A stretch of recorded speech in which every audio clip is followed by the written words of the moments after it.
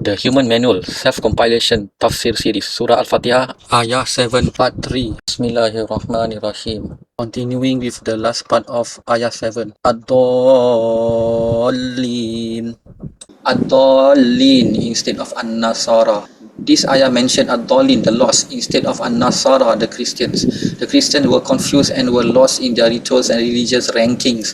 Muslims too added non-reference rituals and beliefs with little to no authenticity in the religion until it became part of the religion. How many Muslims performing rituals at graveyards, raising the wali saints as in par or higher than the prophets until they too became as lost as the Christians. The Muslims swallowed everything that their ustaz said with no authenticated reference, as the Christians swallowed everything that their church said without referencing to original sources. This is not an encouragement to hate your Christian friends now. Many Christians have reverted to the deen and are no longer lost.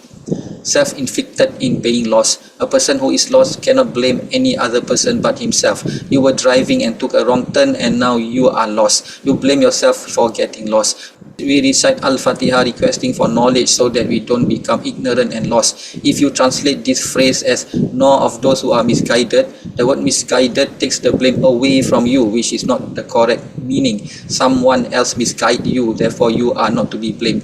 The actual word is lost. You are lost and you cannot blame anyone else. This phrase is also not only meant regarding the Christians but meant for us. We are in danger of getting lost. That is why we recite it every day. Ignorance is not a plea of not guilty. When a traffic officer caught you for speeding, you plead that you are not aware of the speed limit. Will the plea relieve you from getting a ticket? You still get a ticket for speeding out of ignorance.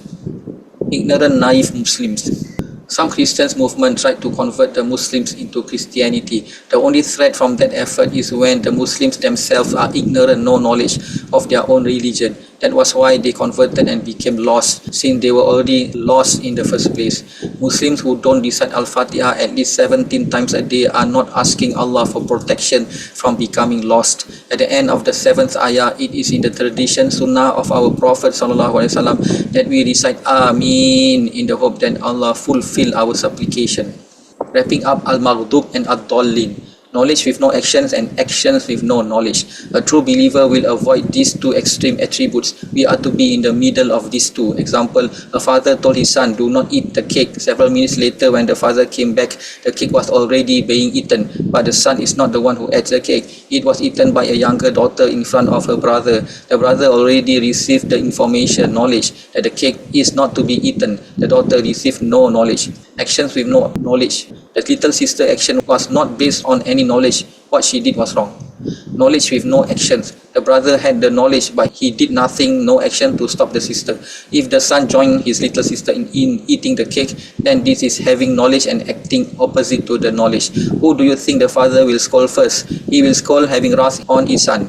The son having knowledge and acting opposite of the knowledge. There will be people who will still do something that they already knew were wrong. Al-Maghdub and Ad-Dallin are descriptions of anyone who are not glorifying true guidance. Both are nouns, hence they are permanently around. When we recite Maghdub and Ad-Dallin, don't think of the Jews and Christians, but take precautions for ourselves first against this behavior.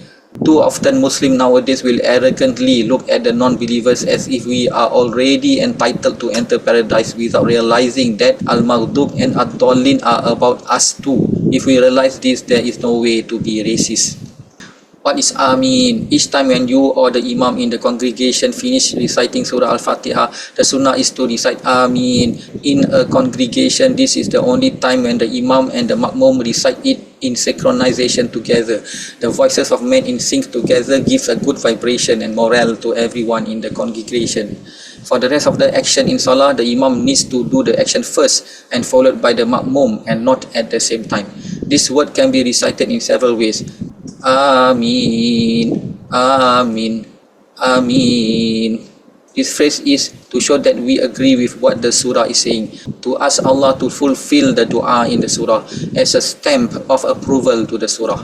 This phrase seemed like to be originated from Prophet Ibrahim alayhi since we see the same phrase being recited by the Jews and the Christian, Amen, the Abrahamic religions, the people of the book, the Semitic people, that is the Jews and the Arabs. In summary, Surah Al-Fatihah has given us a glimpse of what the Quran is preaching. We are thankful to the scholars, Mufassirun of the past and present, who dedicated their life in understanding the Quran and sharing it with us. We are reminded every day in our daily salah not to stray away from the middle balanced path.